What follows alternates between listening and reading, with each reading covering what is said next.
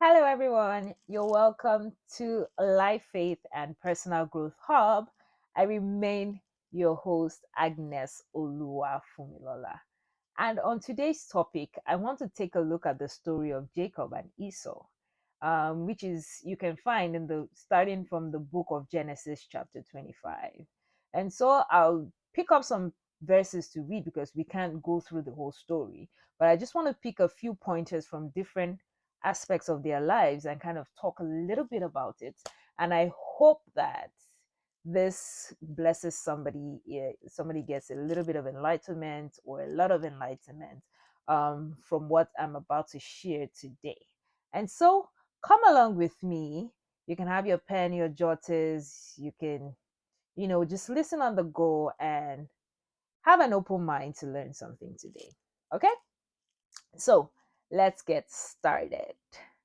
So, looking at the book of Genesis, chapter 25, I'm going to be starting from verse 22, which says, I'm reading from the New Revised Standard Version, which says, "The children struggled together within her, and she said, 'If it is to be this way, why do I live?' And so she went to inquire of the Lord, and the Lord said to her, 'Two nations are in your womb, and two peoples born of you shall be divided. One shall be stronger than the elder shall serve the younger.'" Hmm. Now, in this situation, what do we see from this passage? This passage shows us a woman with the name Rebecca that was having a little bit of challenge. She was pregnant, and the children within her were causing a lot of ruckus, were causing a lot of problems. And she did something which I like us to take note of. She went to inquire of the Lord. She went to ask God, God, what exactly is going on?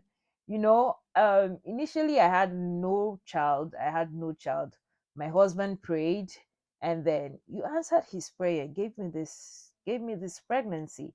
But then this pregnancy is causing me a lot of pain. It's causing me a lot of trouble. What exactly is going on here? And God responded. He gave her, "Oh, this is what is going on. You have two nations within you. This is one, the younger will serve the older, and all that, and all that." Now, one thing I do want to pick from here is what she did when she had a challenge. So oftentimes in life, a lot of people are faced with one situation or the other. It doesn't have to be a serious challenge, but even just the littlest of things, right? Um, what do you do when you're faced with a situation? What do you do when you're faced with a challenge? Do you just wave it under the bed? Do you just ignore? What exactly do you do to find a solution to this? Now, in this case, Rebecca did what was best, which was seeking the Lord, because nobody knows it all other than the one who created the heavens and the earth. And so we found that when she sought the Lord, her prayers were answered. She got clarity on what was going on. She even got um, revelations on the type of children that were in her, and and what was to become of each of them. And here I'd like to encourage a lot of people that, when you're faced with situations where you come to a crossroad, where you come to a point where you're totally confused, where you're totally frustrated, where you need to make an important decision, even, in any situation, always and always and always seek information, seek guidance from the one who created it all, which is go to God. A lot of people forget that fact and start seeking help from man, seeking help from everyone. Not everyone is destined to be your helper, but the one that can guide you to the person who can help you out is actually the best person to go to ask for help. Okay? So now that has been established, we're going to make a little bit of move forward, um going to verse 27. It says, "When the boys grew up, Esau a skillful hunter, a man of the field, while Jacob was a quiet man living in tents." Now look at verse 28. It says, Isaac loved Esau because he was fond of game. In this case, means animals. Um, but Rebecca loved Jacob. Hmm. Now, one mistake I've often seen that most people make as parents is loving a child more than the other. Most oftentimes, it tends to always cause a rift in the family. It tends to cause a tension between the siblings. It tends to cause problems which you might not realize now or realize later in the future. In some cases, you might not even realize the impact that this is having on your children. You have children, not everyone has the same destinies. Yes, one might be successful than the other, but it doesn't mean that you favor one over the other and then make it obvious that there is favoritism in this situation. And in this situation, you will see it along the line that the fact that each parent loved one child more than the other ended up with some issues with his children. And then walk with me. Let's see what goes on. Now, moving on to verse 29, we see that once when Jacob was cooking a stew, Esau came in from the field and he was famished. Esau said to Jacob, "Let me eat some of that red stuff, for I am famished." Jacob said, "First, sell me your birthright for food, though." And Esau said, "I am about to die. Of what use is a birthright to me?" Hmm.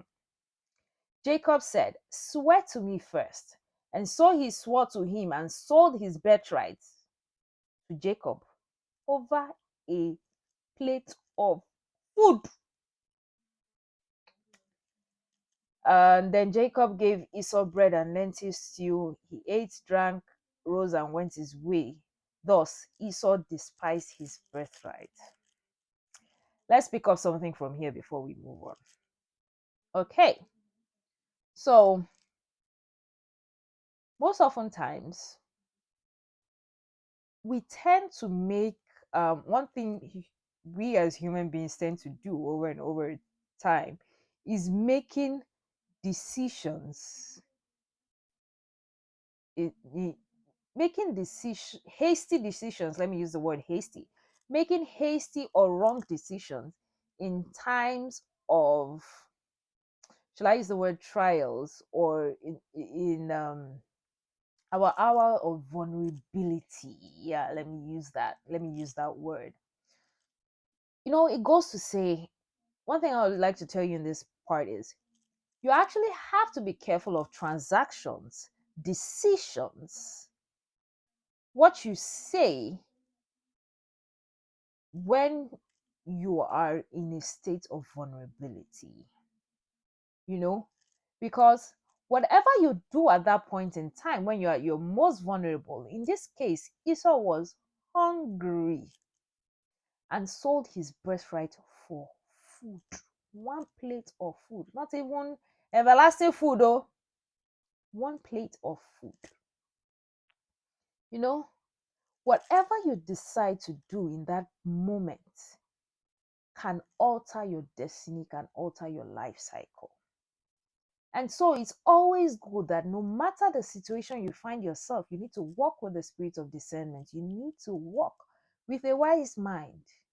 You know, you have to be careful of making hasty decisions in times when you're at your lowest point, times when you're at your most vulnerable point. You have to be extremely careful of the kind of decisions you make in that situation. Because as we see going forward in this story, it's still going to play out somewhere where at the end of the day, something happened. Let's continue. Okay, now one thing I also want to pick as we continue is looking at chapter 26, verses 2. The Lord appeared to Isaac and said, and now Isaac is the father of Jacob and Esau, the son of Abraham, and also the son of Abraham. and said, "Do not go down to Egypt to settle in the land that I shall show you. Reside in this land as an alien, and I will be with you. I will bless you, for to you and to your descendants I will give all these lands, and I will fulfill the oath that I swore to your father Abraham. I will make your offspring as numerous as the stars of heaven, and I will give you your offsprings all these lands, and all the nations of the earth shall gain blessings for themselves through your offspring." Now look at verse 5. Verse 5 says, "Because Abraham obeyed my voice and kept my charge, my commandments, my statutes, and my laws." Now, if you go through all these blessings that the Lord proclaimed over Isaac, you will see that there was a clause there. Because Abraham, his father, obeyed my voice, kept my charge, my commandments, my statutes, and my laws. You know, there is something called generational blessings and there's something called generational curses. In this case, this was a generational blessing. The Lord blessed Isaac because of what his father had done. Now, if I may ask you, how are you living your life today? Are you living a life worthy of living blessings for your children and your children's children? Or is your life moving in a different direction? We have to be mindful of everything that we do in life, because most of the times this doesn't just affect us, it also affects our children and our children's children. A generational something, you know?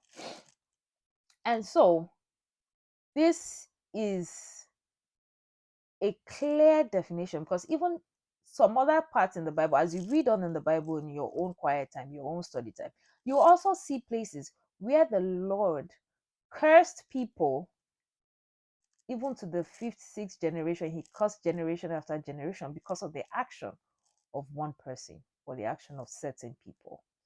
And so this can either go both ways. So, as I said, everything, every action, every decision, every move that you make, is it for the right cause? Because a lot of times people's destinies are tied to yours. So, what impact are you leaving?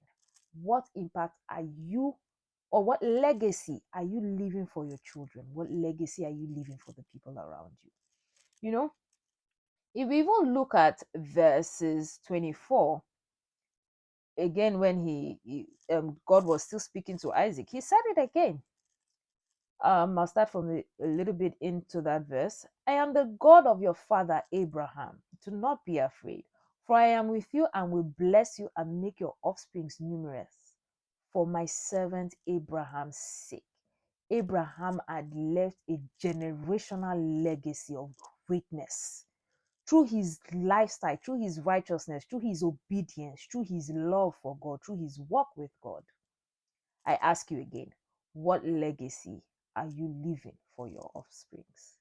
Think about that when you make your daily decisions in life.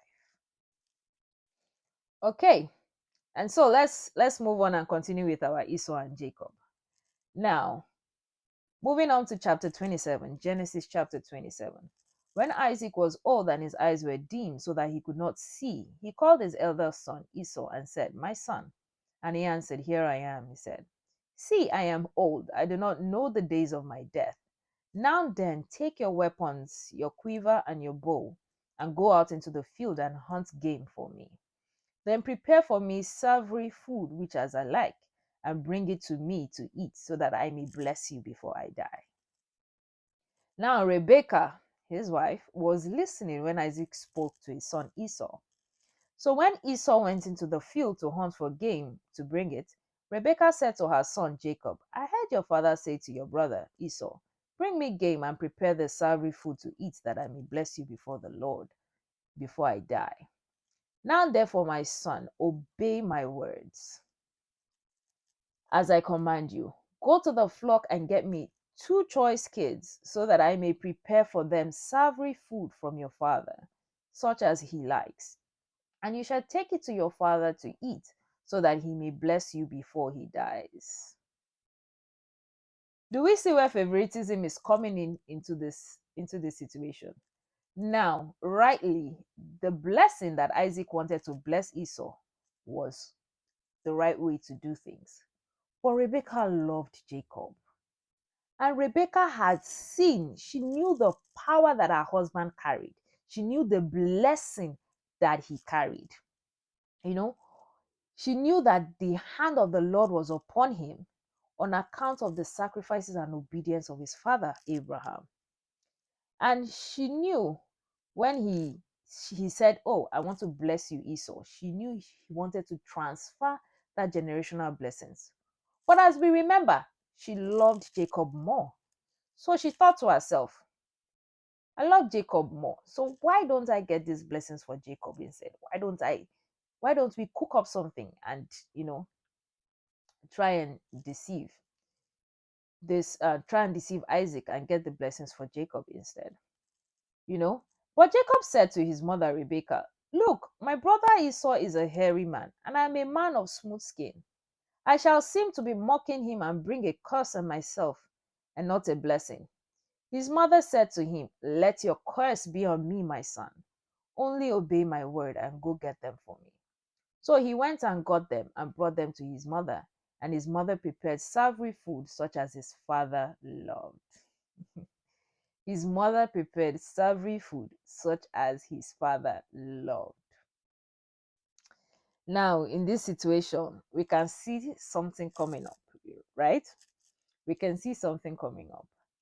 There are times that is the people that know you internally, the people that are the closest to you, that will be the cause of your downfall.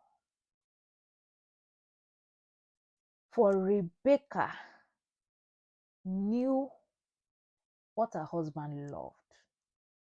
She knew how to cook it in the way that when her husband eats it, the husband will be like, it's sweet. This is the kind of thing I like. She knew things that she knew the way her husband thinks. Because if we look further, you will see that I won't read the whole story. You will see that even to deceive Isaac more, she went and took the animal skin and put on Jacob's hands. She wore him Esau's clothes so that he could smell like Esau. If Isaac even say, let me touch your body, you know, he will feel the hairy skin, he won't feel the smooth skin. She knew what Esau would think. She knew what Isaac would think, what Isaac would do, and she prepared ahead of it. She prepared ahead of it. Now, if you remember, Isaac, Esau sold his birthright to Jacob. So this, if you look at it critically, is also playing a part in what happened, the twist of fate, the twist of what is going on right now. Like I said, don't make decisions when you are in your most vulnerable state. Now, when we continue, I'm going to jump in a little bit to when the food was done and Jacob went into his father. So Jacob went up to his father Isaac, who felt him and said, "This voice is Jacob's voice." Isaac couldn't see at that point in time, but at least he'll know the voice of his children, right? And the way they smell the skin, he will know the difference. But he was like, but he did not recognize him because his hands were hairy like his brother. You see that Rebecca had emphasized that Isaac is going to want to touch his skin. That's why she wore him the hairy stuff. And so he blessed him. He asked him again, "Are you sure you're my son Esau?" Because there are some times when you are moving in the spiritual, you are looking at, it's like there's one small, something is going on here, but you can't really place your hand on it. So he wanted to really be sure. And you know, when he said, "Yeah, yeah, yeah, I'm Esau, I'm Esau," Jacob continued with the lie. And so his father ate, enjoyed the food, of course. His wife cooked it, his wife knows. My husband likes it like this. Let me cook it like this. And so he ate, he drank, and then his father Isaac said to him, "Come near and kiss me, my son." Scope. He used tie again. Try to get him closer. Let him do one last confirmation. And then when he came closer, he smelled him the smell of his garments.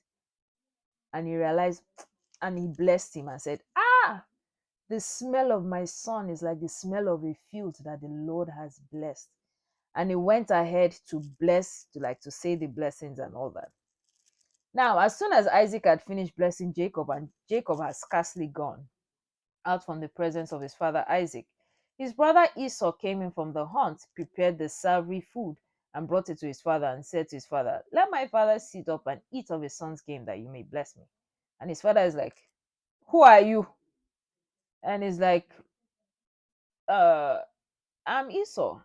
Then Isaac trembled violently and said, "Who was it then that hunted game and brought it to me, and I ate it before you came? And I have blessed him, and yes, blessed he shall be." Hmm.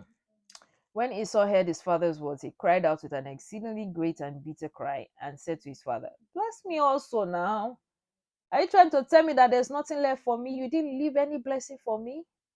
Isaac is like, "But I have blessed the person that came before. I have given out the person the blessings that I have in me." Ah. And Esau was like, "No, you have to bless me."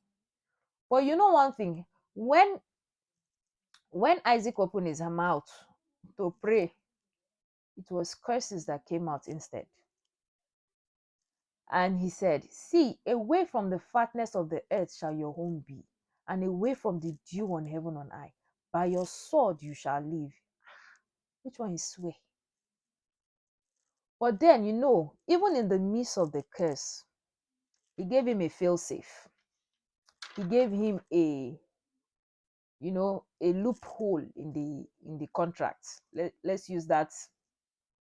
Let's use that word. He said, "But when you break loose," I'm reading verse 40, the second half of it.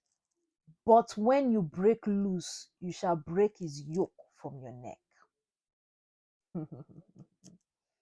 But when you break loose, you shall break his yoke from your neck. Now, NIV says, "But when you shall grow restless, you will then throw his yoke from your neck." I love Message translation. Message translation tells you, "But when you cannot take it anymore, when you get angry in your spirit, when you know that, no, this is not my destiny. I was the head. I am the head. When you cannot take it anymore, you will break loose and run free." How many of you are going through situations? How many of you are going through challenges? How many of you are going through things that, even if it is a generational problem, how many of you are getting angry? How many of you are getting angry? There's a loophole. There is a loophole.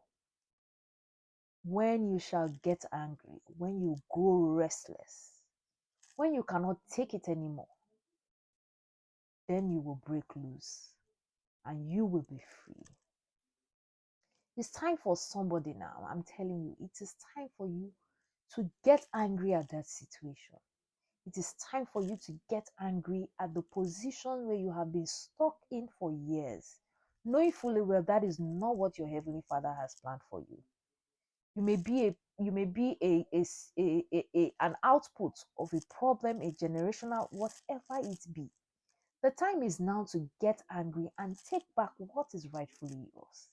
The time is now for you to go back to your Father in heaven. Go back to Him and let Him break you free. Break free. The time is now to break free. Do not wallow in that depression. Do not wallow in that challenges. The time for you to break free is now.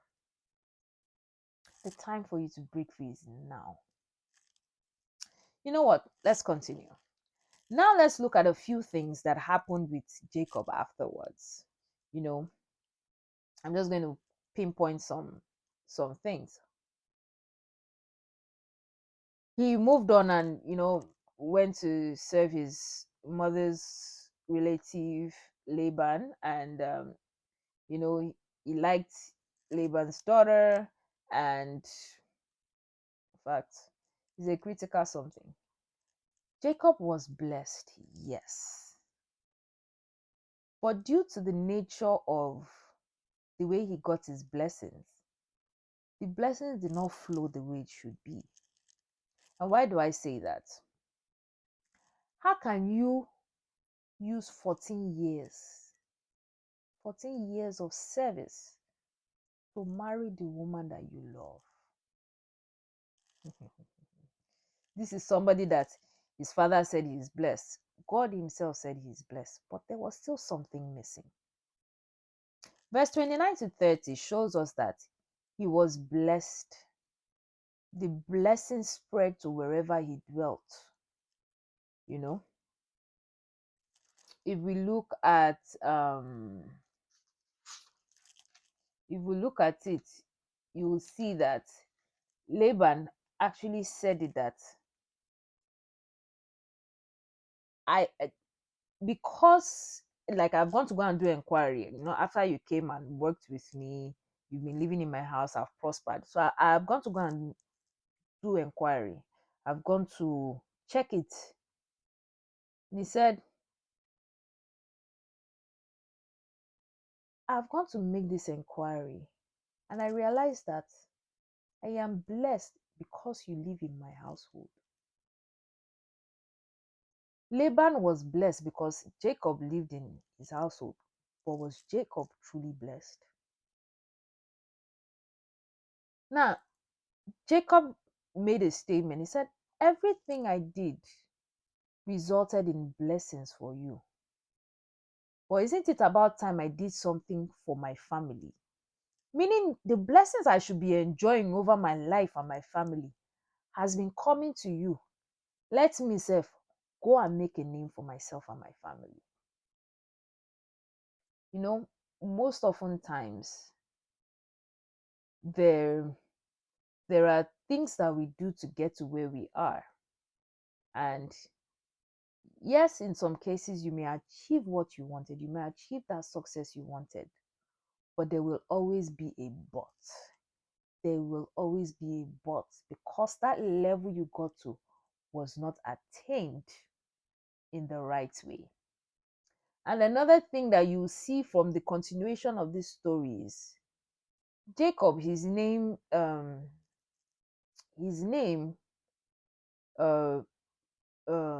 means the one that's supplanted, like means in some cases you can say this deceit, you know. um he lived to his name, he lived up to the meaning of his name, and his first act of deceit, deceiving his father to get the blessing, kind of also set a course for generational deceit. You know, there came different layers of deceit when he wanted to get married. Normally, he should have just served 7 years to get his wife, but to get his wife Rachel, because Rachel was the one he actually did love. But then Laban deceived him as well and gave him Leah on the night of their consummation instead. So he had to serve another extra 7 years to get Leah. That's why he ended up with 14 years to marry the woman he loved. When he also wanted to leave Laban, like, okay, I've done enough for you. Let me go. Let me go and start something for my own family. Let me also have a name for myself. Let me have something for myself, something for my family. And he was like, okay, time to pay me my wages. Let me be going. And then the wages was supposed to be all the speckled and spotted animals amongst the flock. But you know what Laban did again? Laban deceived him again. Took the speckled and spotted ones, send them ahead like 3 days away with some of his herdsmen, and send them away so that Jacob will not know what was happening.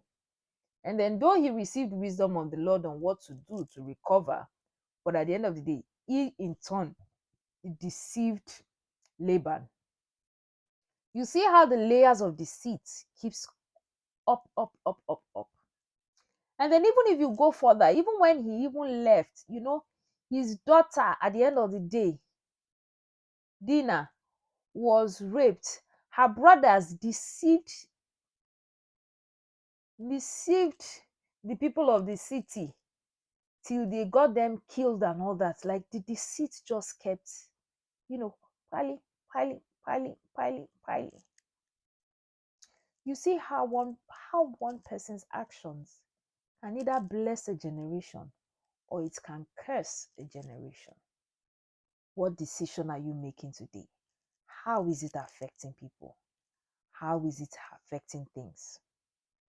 You know? Now, at this point, Jacob said, well, see, in fact, at this point, I need to go back and go back to my brother. Now, if you look at it critically, how many years passed from when he left till when he was going back to say, okay, let me go back to my father, where my father was. Let me go back to where my brothers was. But you know what? Even though so many years had passed in between, he still did not have peace. He was still in a place of uncertainty, a place of unrest because of his deceit years ago. So many times you've made a decision that has made you lose your peace. All for what? Was it worth it? To lose your peace? To lose your mind? To make things complicated for yourself when it could have been easier? You know, deceit brings nothing more than a troubled mind. It brings nothing more than a troubled mind. Now, if you see on his way back, like there was a place where he wrestled with an angel and all night, and the angel was like, let me go. And he said, no, I will not let you go. We're looking at chapter 30 now. I will not let you go unless you bless me. Now, this statement he made because deep down, even though he had received blessings, his father has proclaimed blessings, he has seen visions where God has told him, I will bless you. He knew deep down something was missing. Ah, I am blessed now. Everybody has said I am blessed, but there is still something missing. Something missing as a result of my deceit. Something missing as a result of something I did years back. Hey, bless me, oh, you cannot leave me like this. And something happened. In order for the blessing that he has received years back to be truly manifested, his name had to change. Remember, the name Jacob means the one who grabs the heel or the one who supplants, or you can use the word deceives. So his name already suggested deceit, left, right, left, right. And if you see the way his life went, there was deceit left, right, all around him. What does your name say about you? What does your name say about you?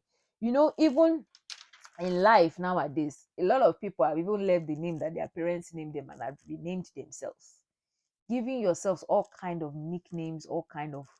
What is the meaning of your name? What part does your name have to make in your life? There are some people that you need to have a name change. You need to have a name change to move forward. Sometimes the meaning of your name is tied to where your destiny is tied.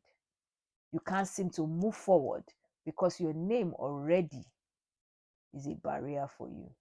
If you see Abraham, initially his name was Abram, but when God wanted to enlarge his coast, his name needed to change. When Sarah was supposed to bear forth fruit, her name had to change from Sarai to Sarah. What name do you have now? And what name would you like to be called? Some of you, it's time for a name change. Some of you, it is time for you to call forth on your life that which you know you have been destined for. You've received prophecies of your greatness. People have told your parents, oh, this child is going to be great, but you don't see it forth in your life. Sometimes you need to get angry in your spirit. You need to get angry enough, restless enough. You need to say, enough is enough, I take it no more, and take back what is rightfully yours. Sometimes what you need is a name change. At the end of it all, you need the spirit of discernment on what to do per time, so that even in the time of your vulnerability, you do not make hasty decisions. You do not make decisions that will mar or bar your destiny and alongside the destinies of others that are coming behind you. I pray for someone today. The Lord opens the eyes of your understanding to help you to understand per time what you should do, the kind of decisions you shouldn't make, the kind of environments you shouldn't go to. I pray for someone today that your story changes from today henceforth.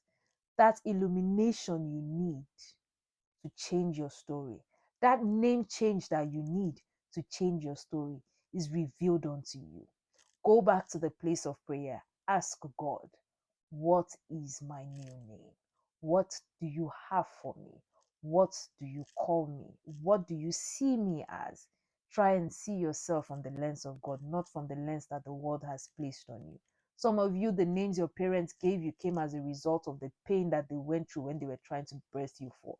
And that name has been a barrier, a blockade upon your life. It is time for you to rename yourself. It is time for you to let God rename you and claim back what is rightfully yours. I remain Agnes Oluwa Fumilola. If you have any questions, if you have any topics that you would like for me to talk on, you would like for me to touch on, if you have any comments, please you can reach out to me on agnes.oluwafumilola@gmail.com and I'll do well to respond to your questions. Have a lovely day, and I do hope and pray that this video, this message has blessed somebody today. Thank you very much.